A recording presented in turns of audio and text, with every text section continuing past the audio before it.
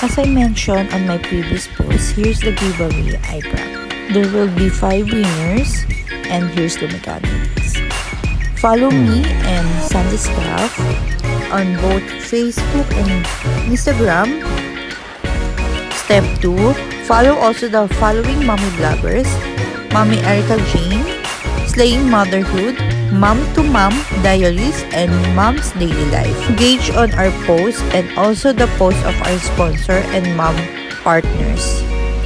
Fourth, invite more friends to join by tagging them below. One tag is equal to 1 entry. We are open to unlimited entries as long as you are tagging your real friends. No spamming, please. Share this post on your Facebook timeline or on your IG feed or stories. And don't forget to tag us. Please visit the page of our mom bloggers and engage on their giveaway post too for more chance of winning. The giveaway is cross-posted on Facebook or Instagram. And the giveaway will run for 2 weeks.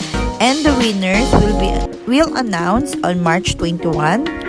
Only one element is free, but you can add more elements for only 100 pesos per element.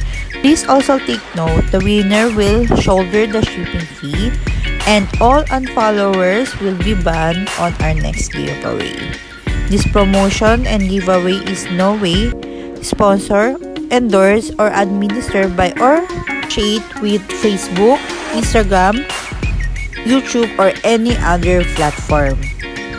What are you waiting for? Sali na!